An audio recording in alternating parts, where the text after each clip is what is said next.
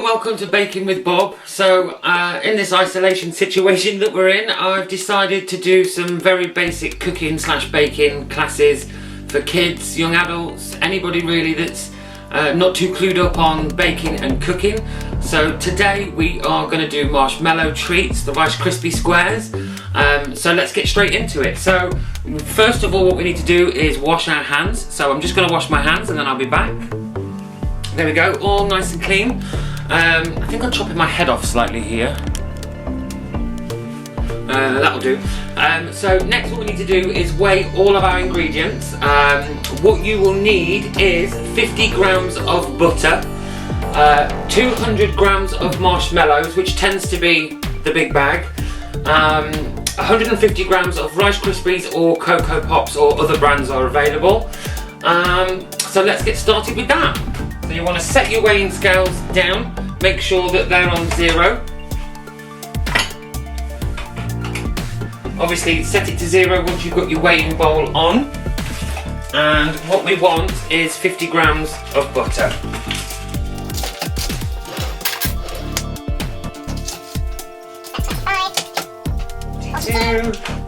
Always make sure when baking as well that you measure exactly, because baking is a science.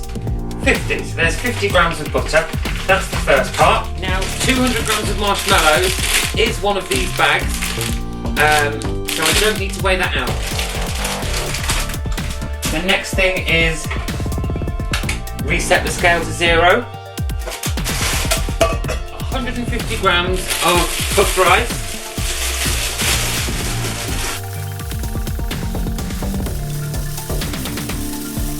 There we go, 150 grams of puffed rice.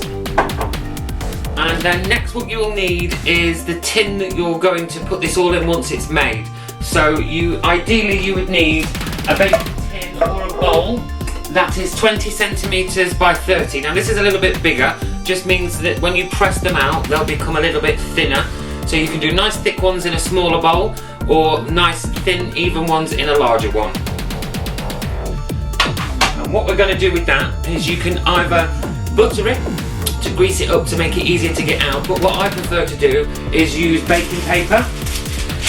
So I'll line the bottom of it with a piece of baking paper. And if you want a little tip to make it stick,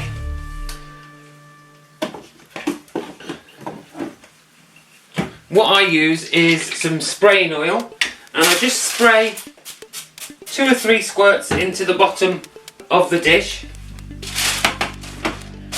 and it just helps the paper stick to the bottom so you're not fighting against the paper. There we go, that'll do. So next what you'll need is a saucepan. Now you will probably want adult supervision for this, or if you are an adult, supervise yourself. And you want it on a low heat.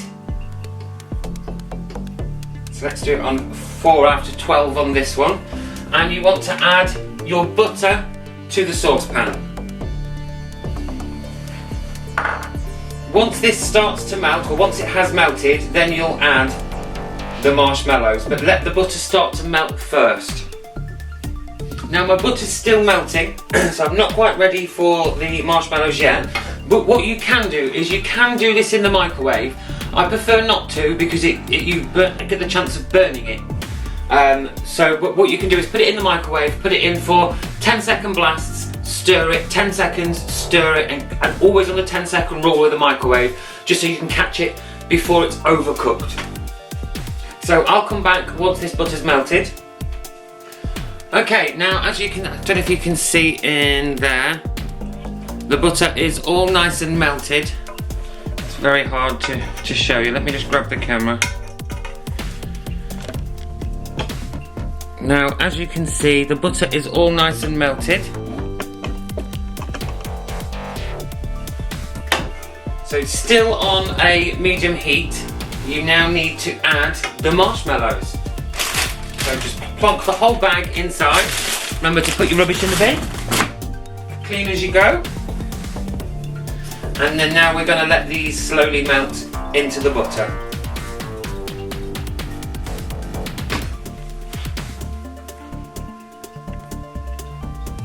Remembering to stir occasionally. Now you can see they're just starting to melt already. It's very hard doing this with one hand and holding a camera. But let those melt over that medium heat. And keep stirring, and once these are melted, I'll come back to you again.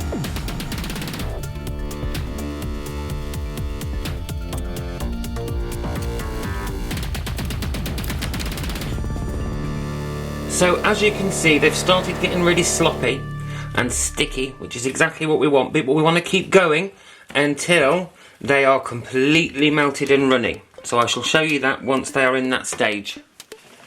Remember, keep stirring it.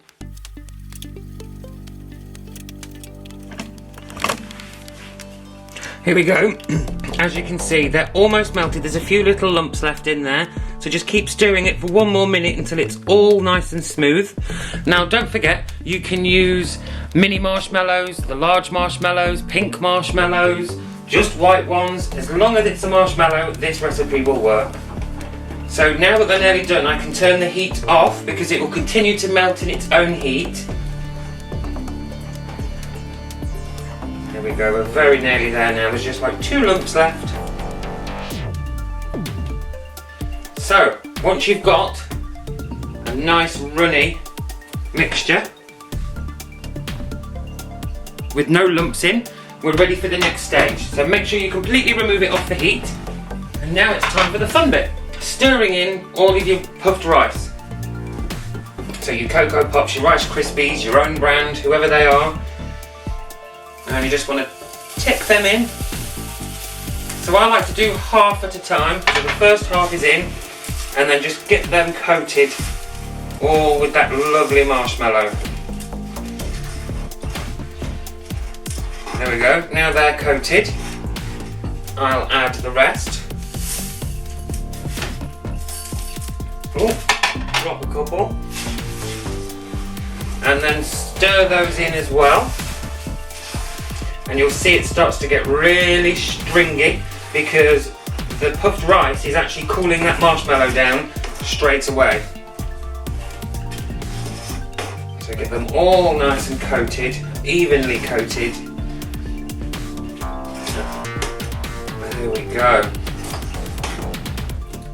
So I don't know if you can see, there we go, it's all nice and stringy. They're all about evenly coated. And then what we do is we take the pan we put the greaseproof paper in earlier and just empty everything out all into that prepared dish. And then with your spatula you can smooth it out. Another tip, once your spatula starts to get a bit stringy, again with that oil or with butter, just give it a little spray and it'll just help it smooth over nicely without sticking, see? There we go. So, it's all squashed into the bottom. And if you're going to do anything extra like sprinkles or Smarties, now's the time to put them on. So you can get your sprinkles and sprinkle a few of those on because they will stick to it while it's still sticky.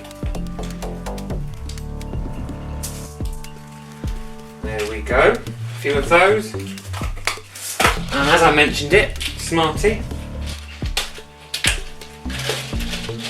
I like to place a few of these on. Now with the Smarties you might want to just press them in slightly, just to help them stick.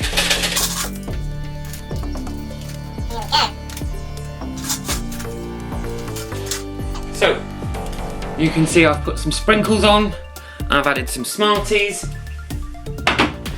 and that's it, that's that done. What you would need to do now is to leave it at room temperature for a good 30 minutes and then you would cut it up into slices, or if you're in a rush you can pop it into the fridge. Can't see my head, there we go. If you're in a rush you can pop this into the fridge for about 10-15 minutes or until nice and set and firm, and then you would cut it into your portion slices and you're done. Sorry about that, the battery cut out. So yeah, like I said, once you've cut it into your slices, you're done. And then you can eat. I've just set off the cooker. So join me on the next video where I'll be teaching you how to make an omelette. There we go, let's get into frame a bit more. I'll be teaching you how to make a nice fluffy omelette with just eggs in a frying pan, a little bit of oil. So hopefully I shall see you next time. Oh, wait, one more thing. Don't forget to wash up, keep washing your hands, and I will show you the picture of the finished result now. Bye!